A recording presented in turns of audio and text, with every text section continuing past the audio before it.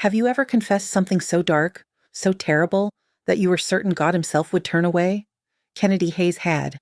Every Wednesday evening for 3 months, she'd knelt in the wooden confessional booth at St. Maria's Cathedral and whispered her sins to Father Marco, a priest whose gentle voice and patient wisdom had become her lifeline in a world that felt increasingly dangerous and chaotic. Kennedy was 29 years old, a social worker for the city of Boston who specialized in helping victims of domestic violence escape their abusers. It was rewarding work, but it took a toll. She saw the worst of humanity daily. Men who used their fists instead of words, women so beaten down they believed they deserved the abuse, children who learned that love meant pain. She started coming to St. Maria's 6 months ago, not because she was particularly religious, but because the cathedral was quiet and beautiful, and Father Marco never judged her when she talked about how tired she was, how angry, how sometimes she fantasized about hurting the men who hurt her clients. Father Marco had been understanding in a way that surprised her. He didn't offer empty platitudes about forgiveness and turning the other cheek. Instead, he listened with an intensity that made her feel truly heard, and when he spoke, his advice was practical, grounded, almost worldly in its wisdom. She'd grown to depend on those Wednesday evening sessions, to crave them in a way that probably wasn't entirely appropriate for a woman talking to a priest. But it was the events of last Tuesday that had brought Kennedy to the confessional on this rain-soaked Wednesday evening with a secret so dangerous that speaking it aloud felt like signing her own death warrant. She'd been working late at the community center on the south side, finishing paperwork for a client who'd finally agreed to press charges against her husband. Kennedy had been feeling triumphant, hopeful, like maybe she was actually making a difference. She'd locked up the office just after 10 at night and walked to her car in the poorly lit parking lot behind the building. That's when she'd seen them. 4 men in expensive suits surrounding a 5th man who was on his knees, pleading in rapid Italian. Kennedy's Italian was rudimentary at best, picked up from years of working in Boston's North End, but she understood enough to know the kneeling man was begging for his life. Promising loyalty, swearing he hadn't betrayed anyone, crying that he had a family. The tallest of the standing men, a figure whose face Kennedy couldn't quite see in the darkness, had responded in a voice so cold it made her blood freeze. Then he'd nodded once, and another man had pulled out a gun and shot the kneeling man in the head. Kennedy had pressed her hand over her mouth to keep from screaming. She'd stood frozen behind her car, watching in horror as they wrapped the body in plastic and loaded it into the trunk of a black Mercedes. And then, just as they were finishing, one of the men had looked directly at where she was hiding. She'd run, sprinted to her car, fumbled with her keys for what felt like hours, and driven away with her heart hammering so hard she thought she might have a heart attack. She'd driven straight home, locked every door and window, and spent the rest of the night convinced that every sound was someone coming to silence the witness. For 3 days, she debated what to do. Go to the police seemed like the obvious answer, but Kennedy had worked in Boston long enough to know that organized crime had long tentacles. She didn't know who she could trust, who might be on the payroll of whatever family had ordered that execution. Her clients had taught her that sometimes the people who were supposed to protect you were the most dangerous ones. So she'd come to Father Marco, because if she couldn't trust a priest, who could she trust? Now Kennedy knelt in the familiar confessional booth, the scent of incense and old wood surrounding her like a blanket. She could see Father Marco's silhouette through the ornate screen that separated them, could hear his breathing in the small enclosed space. "Bless me, Father, for I have sinned," she began in the traditional way, though her voice shook. "It's been 1 week since my last confession." "What troubles you, my child?" Father Marco's voice was gentle, concerned, with that slight accent she'd never been able to place. Italian, she thought now, given what she'd witnessed. Kennedy took a deep breath. "Father, I witnessed something terrible. A murder. I saw men kill someone in cold blood, and I don't know what to do. I don't know who to trust. I'm afraid that if I go to the police, I'll end up like that man, and I'm terrified that by staying silent, I'm complicit in his death. I need guidance. I need to know what God would want me to do." The silence that followed her confession stretched longer than usual. Kennedy could hear Father Marco's breathing change, becoming slower, more controlled. When he finally spoke, his voice had changed too. The gentle priestly tone was gone, replaced by something harder, more commanding. "Kennedy, listen to me very carefully. I need you to tell me exactly what you saw. Every detail. Where you were, what time it was, what the men looked like, what they said. Everything." She blinked, surprised by the urgency in his voice. "Father, I don't understand. Shouldn't you be telling me to go to the police? To do the right thing? The right thing is going to get you killed. There was no gentleness in those words, only flat certainty. Kennedy, you need to trust me right now. Tell me exactly what you saw. Something in his tone made her obey despite her confusion. She described the parking lot, the time, the men, the execution. She repeated the fragments of Italian she'd understood, and as she spoke she heard Father Marco cursing softly in Italian, words that definitely should not have been coming from a priest's mouth. Father Marco, what's going on? You're scaring me. Good. You should be scared. The men you saw are part of the Russo crime family. They're dangerous, and if they think you witnessed that execution, they will kill you without hesitation. The man they killed was probably an informant or someone who crossed them. It doesn't matter. What matters is that you're in danger. Kennedy felt her heart racing again. How do you know all this? How do you know who they are? Another pause, longer this time. Then she heard movement on the other side of the screen. Kennedy, I need you to stay very calm. I'm going to open this screen and I'm going to show you something. Don't scream. Don't run. Just listen to what I have to say. Can you do that? I don't understand. Can you do that? He repeated, and there was steel in his voice now. Yes, she whispered. The ornate wooden screen slid open, and for the first time in 3 months of confessions, Kennedy saw Father Marco's face clearly. He was younger than she'd imagined, maybe mid-30s, with sharp features and intense dark eyes that looked nothing like any priest she'd ever met. His black hair was slightly too long, touching his collar, and then, as she watched, he reached up and began to unbutton his clerical collar. He removed it slowly, deliberately, and Kennedy's breath caught in her throat as she saw what had been hidden beneath. Tattoos. Intricate, beautiful, unmistakably Mafia tattoos covered his neck and disappeared beneath his black shirt, a crowned line on his throat, its mane flowing down toward his chest. Roman numerals on one side of his neck. What looked like a family crest on the other. These weren't the tattoos of a rebellious youth who'd found God later in life. These were the marks of someone deeply embedded in organized crime. Who are you? Kennedy breathed, pressing herself back against the wall of the confessional booth. My name is Marco Valentini. I'm the head of the Valentini crime family. I've been undercover at this cathedral for the past 4 months, posing as a priest because we had intelligence that someone in my organization was leaking information to the Russos. The real Father Marco is on a very comfortable extended sabbatical in Italy, courtesy of my family's generous donation to his favorite charity. Kennedy felt like the floor had dropped out from under her. You're not a priest? No. I've been confessing to you for 3 months. I've told you things I've never told anyone. I thought you were a man of God. I know. And I'm sorry for the deception, but that's not what matters right now. What matters is that the Russos know someone witnessed that execution, and they're looking for you. The man you saw give the order? That was Salvatore Russo, the underboss of their family. He's methodical and he's smart, and he will find you unless you let me help you.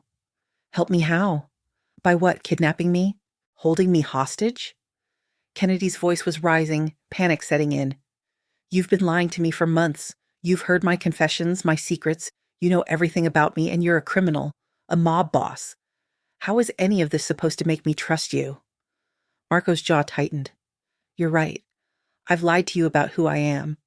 But everything I've told you in these sessions, every piece of advice, every word of comfort, that was real. You told me about your work, about the women and children you help escape violence. You told me about your nightmares, about your fear that you're not making a difference.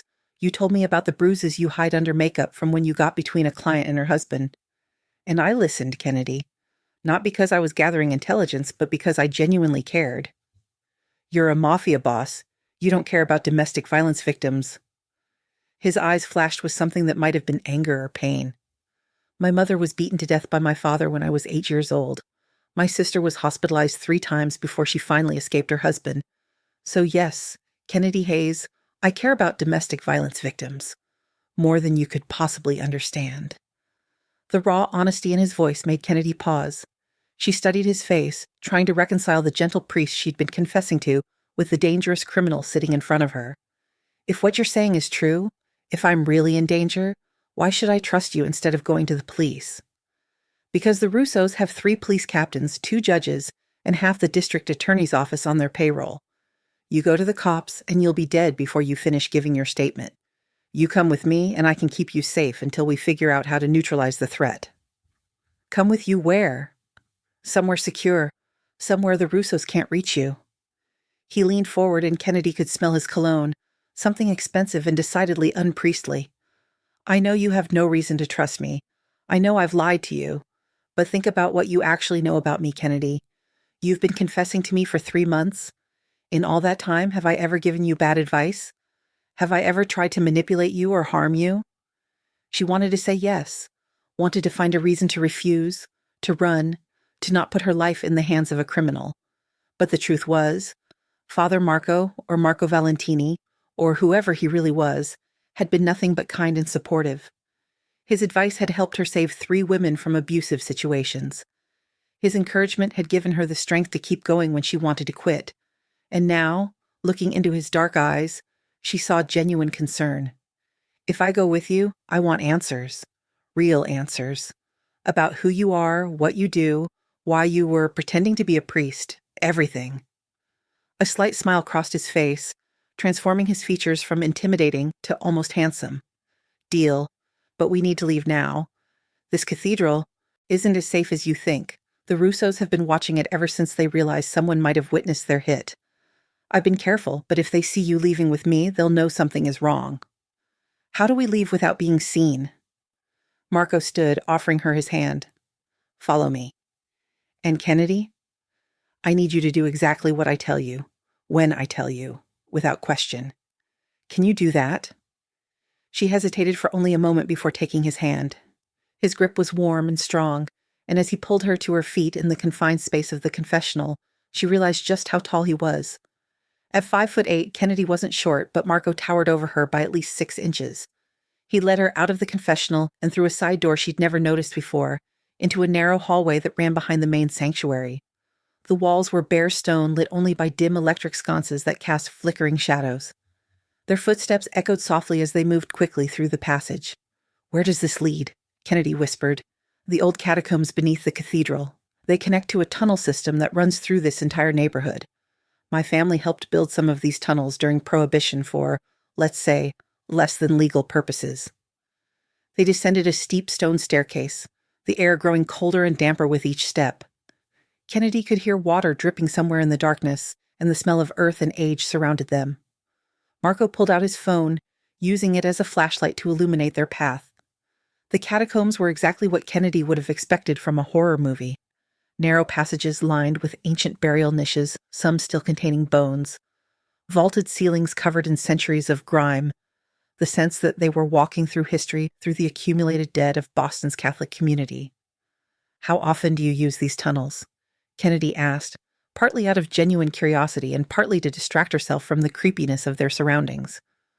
"Often enough to know them well. This was how I got in and out of the cathedral without being seen by my own people, or by the Russos. The real Father Marco is the only other person who knows about these passages, and he was more than happy to share the information in exchange for his Italian vacation." They walked for what felt like miles, but was probably only 20 minutes, turning through intersections and passages that all looked identical to Kennedy. She was completely lost, dependent on Marco to guide them out. Finally, they reached a metal door that looked significantly more modern than their surroundings. Marco pulled out a key, unlocked the door, and ushered Kennedy through into what appeared to be a basement storage room. Boxes and old furniture filled the space, covered in dust and cobwebs. Another door led to a staircase, which led to a hallway, which led to an alley behind a restaurant Kennedy didn't recognize. A black SUV was waiting, engine running. Marco opened the back door and gestured for Kennedy to get in. "This is Tony and Luca," he said, indicating the 2 men in the front seats. "They work for me.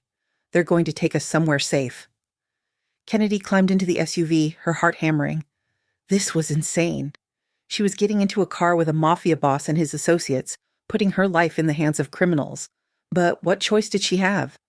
Marco was right that going to the police was too dangerous if the Russos really had that much of the force on their payroll. Marco slid in beside her, and the SUV pulled smoothly into traffic. Kennedy watched the streets of Boston slide past the tinted windows, wondering if she was making the biggest mistake of her life, or if Marco Valentini might actually be her best chance at survival. "Where are we going?" she asked. "My home in the North End. It's secure, private, and the Russos wouldn't dare make a move against you there. It would be a declaration of war. Wouldn't hiding me there be a declaration of war anyway? Marco smiled grimly. Only if they know you're there. As far as anyone will know, you've left town to visit family. We'll make sure your apartment looks like you packed in a hurry, leave your car at the train station, buy you a ticket to New York under your name. It'll look like you ran, which is exactly what someone who witnessed a murder would do. You've thought this through. I've been thinking about how to keep you safe since the moment you described what you saw. I knew immediately what you'd witnessed and who you'd seen, and I knew that you were in danger. Kennedy turned to look at him in the dim light of the moving car. Why do you care? You don't know me? Not really. You know what I've confessed to you, but that's not the same as knowing me. Marco was quiet for a long moment, his dark eyes fixed on her face with an intensity that made her breath catch. I know that you work 60-hour weeks helping people who can't help themselves. I know that you cry in the shower so your neighbors won't hear you. I know that you haven't been on a date in 2 years because you're too tired and too disillusioned with men to try. I know that your favorite color is purple, but you never wear it because you think it makes you look unprofessional. I know that you're brave and stubborn and too idealistic for your own good, and that you have a habit of taking on other people's pain until it drowns you. Kennedy stared at him, shocked by how much he'd gleaned from her confessions, how well he'd been listening. That's not the same as knowing me. Maybe not. But it's enough to make me want to protect you. It's enough to make me willing to risk a war with the Russos to keep you safe. The sincerity in his voice made Kennedy's chest tight. I don't understand you. You're a criminal. You run an organization that does illegal things. How can you sit there and talk about protecting me like you're some kind of hero? Marco's expression hardened slightly. I never claimed to be a hero, Kennedy. I'm a criminal, just like you said. But even criminals have codes, have lines they won't cross. My family doesn't deal in drugs or human trafficking. We don't prey on the weak or the innocent. We run protection rackets, loan sharking, some gambling. Not admirable, but not the worst the world has to offer either. That's still illegal, still wrong. I know, but it's the world I was born into, the world I inherited when my father died. I'm trying to make it better, to transition our operations toward legitimate businesses. But change takes time, and in the meantime, I do what I have to do to protect my family and my territory. The SUV pulled up to a beautiful brownstone in the heart of the North End. Marco's home was exactly what Kennedy would have expected from a Mafia boss. Elegant, expensive, dripping with old money and old-world charm. Tony and Luca got out first, scanning the street before nodding to Marco. Come on, Marco said, helping Kennedy out of the car. Let's get you inside. The interior of the brownstone was stunning. High ceilings with ornate molding, hardwood floors that gleamed in the light of crystal chandeliers, furniture that looked like it had been imported from Italy. Art on the walls that Kennedy suspected was original, not prints. It was a far cry from her tiny studio apartment in Jamaica Plain. The guest room is on the second floor, Marco said, leading her up a curved staircase. It has its own bathroom, and I've had some clothes brought in that should fit you. Tony will stay posted outside your door tonight, and Luca will be watching the street. You're safe here, Kennedy, I promise. He pushed open a door to reveal a bedroom that was larger than Kennedy's entire apartment. A king-size bed with crisp white linens dominated the space, and French doors led to a small balcony overlooking a garden. The attached bathroom had a clawfoot tub and a separate glass shower. This is too much, Kennedy said weakly. It's what I have to offer. Make yourself comfortable. There's food in the kitchen if you're hungry, and you can wear anything from the closet. We'll talk more in the morning about our next steps. He turned to leave, but Kennedy reached out and caught his arm. He stopped, looking down at where her hand rested on his sleeve. She could feel the muscles beneath the fabric, the strength he usually kept carefully controlled. Marco, why did you really infiltrate the cathedral? You said it was to find a leak in your organization, but there had to be easier ways to do that. He was quiet for a moment, and something vulnerable crossed his face. The leak was feeding information to the Russos that was getting my people killed. 3 good men died because someone was betraying us. But you're right that there were other ways to investigate. The truth is, I'd been watching the cathedral for months because my sister goes there. After everything she went through with her ex-husband, she found comfort in the church, in confession, in the ritual of prayer. I wanted to understand what she found there that I couldn't give her. So I arranged to take Father Marco's place for a while, to see the world through his eyes. And what did you find?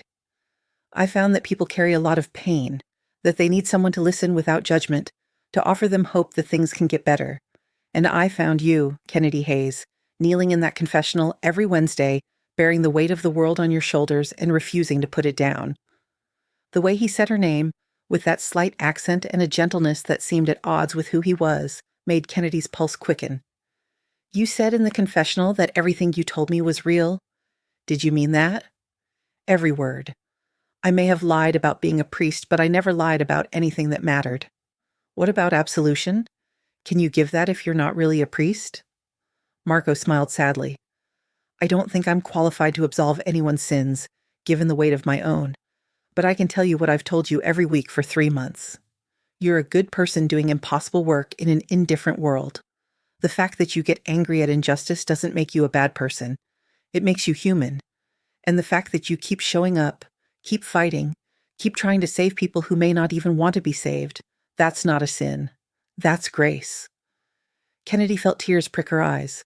She needed to hear those words, needed the validation, even if it came from a criminal instead of a priest. Thank you. Get some rest. We'll figure out how to handle the Russo situation in the morning. He gently extricated his arm from her grip and headed for the door, but he paused at the threshold, looking back at her. Kennedy, I know you have no reason to trust me, but I give you my word that I will keep you safe, whatever it takes, for however long it takes.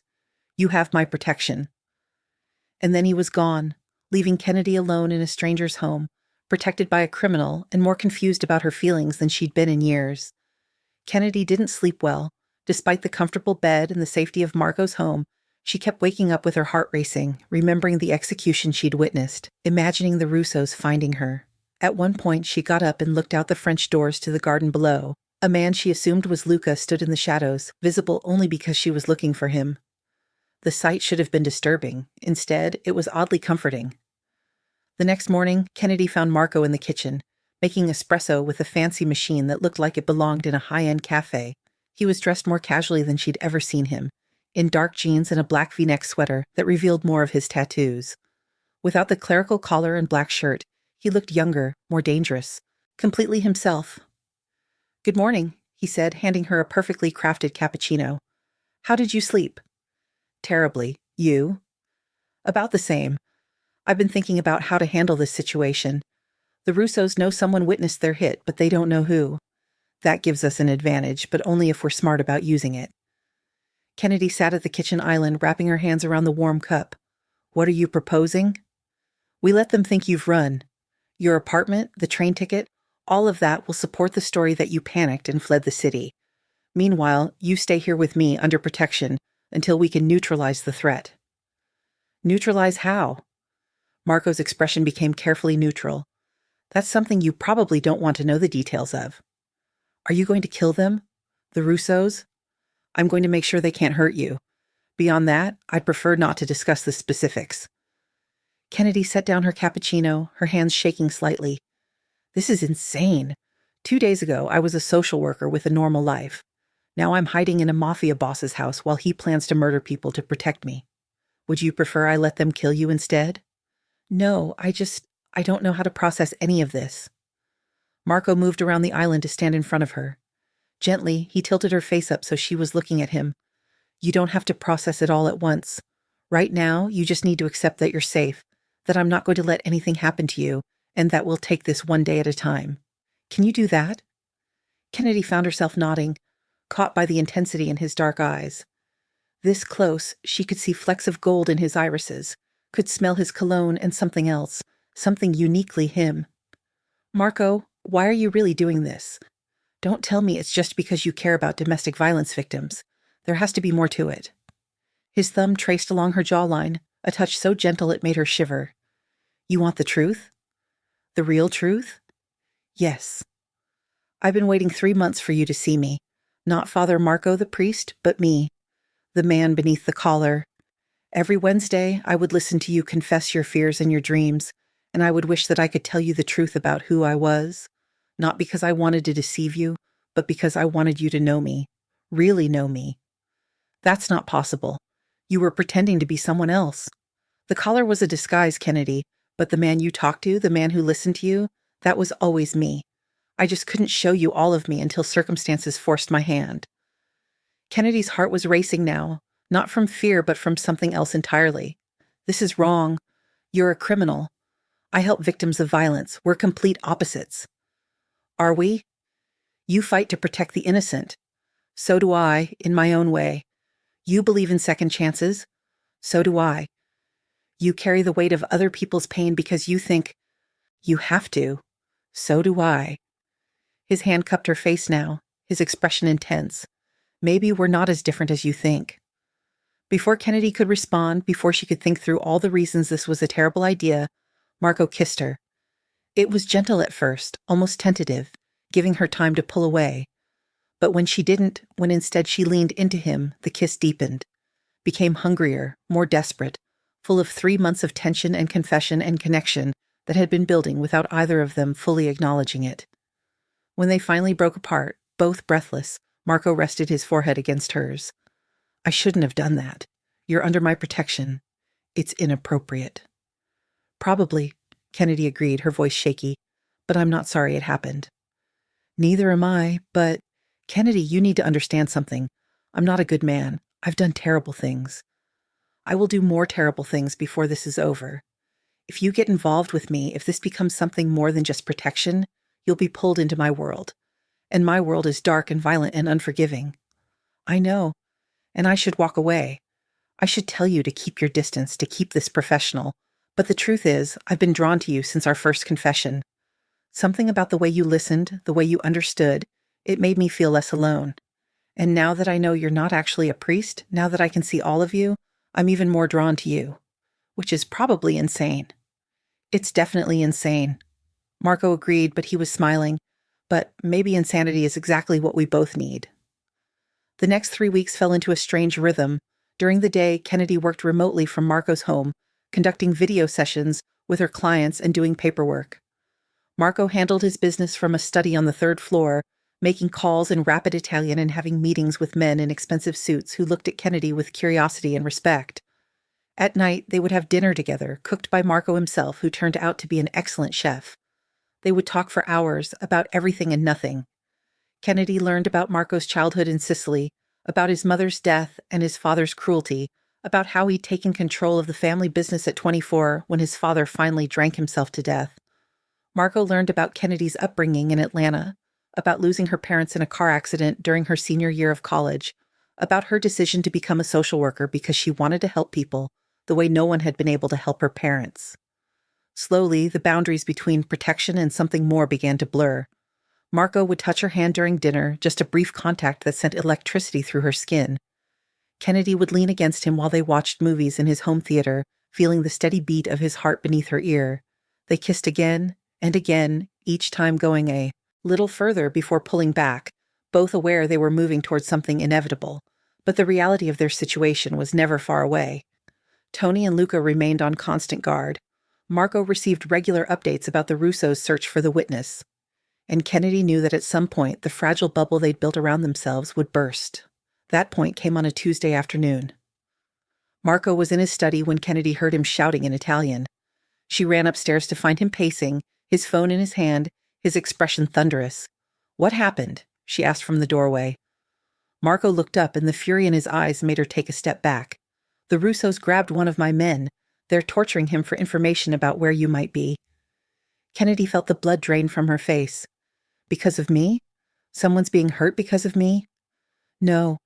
Someone's being hurt because the Russos are animals who don't follow the rules of engagement. Marco's hands were clenched into fists at his sides. But yes, they're doing it to try to find you. They know you're connected to me somehow. They just don't know how or why. Then give me to them. I'll go to the police. I'll testify. I'll tell them everything I saw. Absolutely not. Marco, I can't let someone be tortured because of me. I can't live with that. He crossed the room in 3 long strides and grabbed her shoulders, not roughly but firmly enough to make his point. You listen to me, Kennedy Hayes. This is not your fault. This is the Russos' fault for killing someone where they could be seen. This is the fault of a world that values power over human life. But it is not your fault, and I will not let you sacrifice yourself out of some misguided sense of guilt. But, no, you're under my protection, and that means I decide how to handle threats against you. and I've decided that the Russos have crossed a line. It's time to end this." Kennedy saw something in his eyes then, something cold and lethal that reminded her exactly who Marco Valentini was. "What are you going to do?" "I'm going to do what I should have done 3 weeks ago. I'm going to go to war with the Russos, and I'm going to make sure that by the time it's over, they'll never threaten you again." "That's insane. People will die. People have already died. My man who's being tortured will probably die. The man you saw executed is dead. This war was coming whether I wanted it or not. The Russos have been pushing into my territory for months, and I've been holding back because I wanted to avoid bloodshed. But they forced my hand." Kennedy felt tears streaming down her face. "I don't want this. I don't want people dying because of me." Marco's expression softened slightly, and he pulled her into his arms. "I know, but sometimes we don't get to choose. Sometimes violence is the only language people understand, and if I have to become a monster to keep you safe, then that's what I'll be." She clung to him, breathing in his scent, feeling the strength of his arms around her. "Promise me you'll be careful. Promise me you'll come back." "I promise." He pulled back enough to look at her face, his thumbs wiping away her tears. "Kennedy, I need to tell you something before I go. I need you to know." "Know what?" "I love you. I've loved you since you confessed to me about the little girl you couldn't save, the one whose father killed her mother and then himself. You cried in that confessional, and you said you were tired of being strong, tired of fighting, tired of caring, and I realized that I would do anything to take that pain from you, to give you a reason to keep fighting. I love you, Kennedy, and I need you to believe that everything I'm about to do, I'm doing to protect you." Kennedy felt more tears fall, but these were different. "Marco, He kissed her deep and desperate, like he was memorizing the taste of her. Then he was gone, calling for Tony and Luca, issuing orders in rapid Italian, transforming before her eyes from the gentle man who cooked her dinner to the ruthless crime boss who commanded an empire. The next 72 hours were the longest of Kennedy's life. She remained in Marco's house, guarded by men whose names she didn't know, listening to reports that filtered in about violence erupting across the North End. Shootings, bombings, targeted hits. The war between the Valentinis and the Russos was brief but brutal, playing out in the streets of Boston with a ferocity that made Kennedy sick. She tried to work, tried to distract herself, but all she could think about was Marco somewhere out there, putting himself in danger for her. She had no way to contact him, no way to know if he was okay. She could only wait and worry and pray to a God she wasn't sure she believed in. On the third day, Marco finally returned. Kennedy heard the commotion downstairs and ran from her room to find him standing in the foyer covered in blood. Her heart stopped until she realized most of it wasn't his. He had a cut above his eye and what looked like bruising on his ribs, but he was alive. He was alive. She threw herself into his arms, not caring about the blood, not caring about anything except that he had come back to her. Marco caught her, holding her tight, his face buried in her hair. "It's over," he said quietly. "The Russos have surrendered. Salvatore is dead and the rest of their leadership has agreed to peace terms. You're safe now, Kennedy. Truly safe." Kennedy pulled back to look at his face, seeing the exhaustion there, the toll the past 3 days had taken. "How many died?" "Enough. Too many. But it had to be done." He cupped her face, his thumb tracing her cheekbone. "I kept my promise. I came back to you. I was so scared. I thought I might lose you before I had a chance to tell you that I love you too." Marco's expression transformed, the hardness melting away to reveal something raw and vulnerable. "Say it. Again?" "I love you, Marco Valentini. Even though you're a criminal and a liar and you pretended to be a priest to get close to me. Even though you're dangerous and violent and you just fought a war for me. I love you." He kissed her then, and this time there was no pulling back, no hesitation. He lifted her into his arms and carried her up the stairs to his bedroom, not the guest room, but his own private space. And there, surrounded by evidence of who he really was, Kennedy gave herself to him completely. They made love with desperate intensity, 3 weeks of tension and fear and longing finally finding release. Marco was gentle despite his strength, attentive to every gasp and sigh, worshipping her body like she was something sacred. And afterward, as they lay tangled together in his sheets, Kennedy felt more at peace than she had in years. "What happens now?" she asked, her head on his chest, listening to his heartbeat slow. "Now, you decide what you want. You can go back to your life, go back to your apartment and your job and your routine. I'll make sure you're always protected, always safe. Or you can stay here with me, build a life with me, knowing what that life entails. I won't lie to you about who I am or what I do, but I can promise you that you'll be loved and protected and valued for as long as we both live." Kennedy thought about her options. The safe choice was to return to her normal life, to walk away from this dangerous, complicated man and the world he inhabited. But normal had been lonely and exhausting and empty. Normal had been confession in a church because she had no one else to talk to. Normal had been going through the motions without really living. "I want to stay," she said, "but I have conditions." Marco smiled against her hair. "Of course you do. Name them." "I keep my job. I keep helping my clients, and you don't interfere with my work unless it's directly dangerous to me. I need to maintain my independence, my purpose. I can't just be your girlfriend or wife or whatever this is." "Agreed. And you have to keep working toward legitimate businesses. I can't be with someone who's going to spend the rest of his life in organized crime. I need to see that you're trying to be better, even if change takes time." "I can do that. What else?" "Promise me that if I'm ever in danger again, you'll be honest with me about it. No more lies, no more deception. I need to be able to trust you, Marco, completely." He shifted so he could look at her face, his expression serious. "Kennedy, I give you my word. No more lies, no more secrets. You'll know everything about my life, about my business, about the dangers we face. Full honesty, always, even when the truth is ugly." "Okay, then I'm staying." Marco's smile was brilliant, transforming his face. "You realize what you're agreeing to? You'll be known as my woman, associated with the Valentini family. Some people will hate you for it. Some will try to use you to get to me. Your life will never be truly normal again. I realized a long time ago that normal is overrated. I'd rather have extraordinary and complicated with you than normal and empty without you." "Ti amo," Marco whispered in Italian. "I love you, and I will spend the rest of my life making sure you never regret choosing me."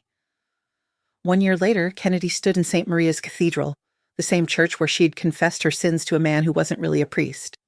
But this time, she stood at the altar in a white dress, with her hand in Marco's, as the real Father Marco performed their wedding ceremony. Marco's sister was her maid of honor, having become a close friend over the months of Kennedy's relationship with Marco. The church was filled with a strange mix of Kennedy's social work colleagues, her clients, and Marco's family, both legitimate and not so legitimate. It was the most unusual wedding party Boston had probably ever seen, but it was theirs. As Father Marco pronounced them husband and wife, as Marco kissed her with a passion that made the church ladies blush, Kennedy thought about how far they'd both come. Marco was still in the family business, but true to his word, he was steadily transitioning toward legitimate operations.